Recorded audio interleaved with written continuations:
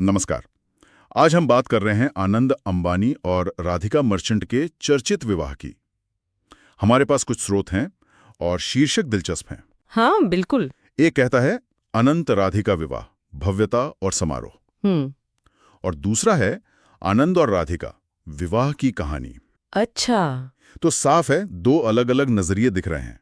एक तरफ वो बड़ा वाला जश्न, मतलब ग्रैंड सेलिब्रेशन। हाँ बिल्कुल और दूसरी तरफ थोड़ी पर्सनल कहानी, उनके रिश्ते की बात। सही। तो मतलब एक तरफ स्केल और दूसरी तरफ स्टोरी। हाँ वही।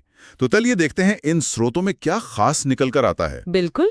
देखिए, पहला शीर्षक जो है भव्यता और समारोह, हाँ, वो तो सीधे सीधे इशारा करता है उन आयोजनों की तरफ जिनकी चर्चा हर जगह हुई। हाँ, वो जामनगर वाली प्री वेडिंग फंक्शंस। एग्जैक्टली।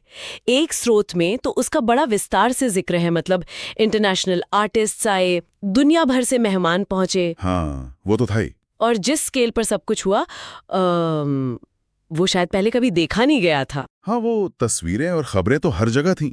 लगता है स्रोत इस पर जोर दे रहे हैं कि ये सिर्फ एक शादी नहीं थी। नहीं, बिल्कुल नहीं। ये तो एक किस्म का ग्लोबल इवेंट बन गया था। शायद खर्चों का ब्यौरा, मेहमानों की लिस्ट, फैशन, इन सब पर भी फोकस रहा होगा। निश्चित रूप से।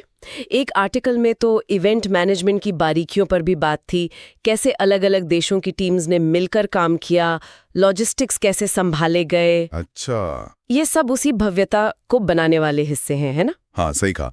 ये सब उस भव्यता वाले पहलू को दिखाते हैं। लेकिन फिर वो दूसरा पहलू आता है, विवाह की कहानी। हाँ, ये वाला एंगल भी इंटरेस्टिंग है।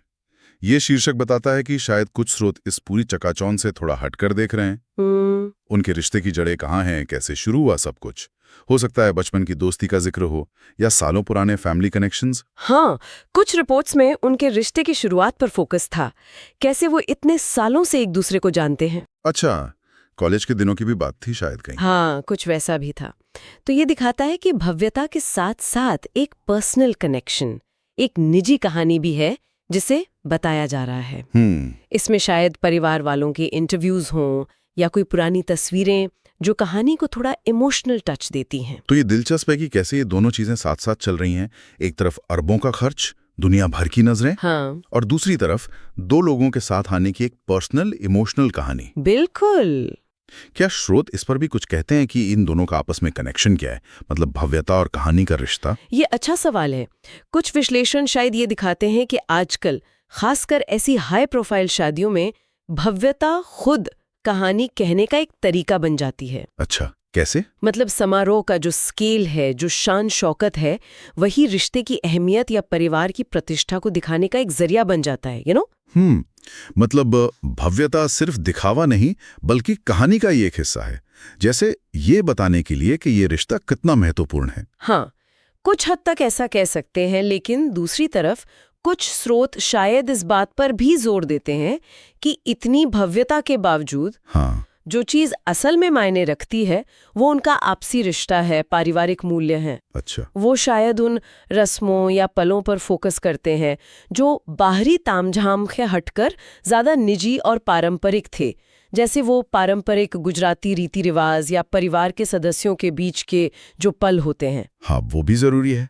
तो दोनों पहलू हैं। तो संक्षेप में कहें तो हमारे स्रोत इस शादी की एक डबल तस्वीर पेश कर रहे हैं। एक तरफ वो असाधारण धूमधाम, वो ग्रैंड स्केल वाला आयोजन जिसने सबको चौंका दिया, बिल्कुल। और दूसरी तरफ एक जानी पहचानी सी सालों पुरानी दोस्ती और प्यार की कहानी जो इस भव्यता के बिल्कुल सेंटर में है। हाँ, और ये दिखाता है कि कैसे सार्वजनिक जीवन की बड़ी घटनाओं में ये दोनों चीजें, मतलब ग्रैंड स्केल और पर्सनल स्टोरी, एक साथ रह सकती हैं। सही। और फिर मीडिया या देखने वाले अपनी रुचि के हिसाब से किसी एक पर ज्यादा ध्यान देते हैं या दोनों को साथ देखते हैं। सही कहा।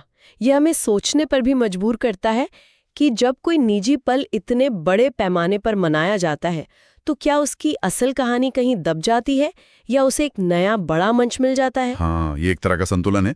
भव्यता कहानी को दुनिया तक पहुंचा सकती है, इसमें कोई शक नहीं। लेकिन कहानी ही उस भव्यता को असल मायने देती है, वरना वो सिर्फ एक इवेंट रह जाता है वास्तव में।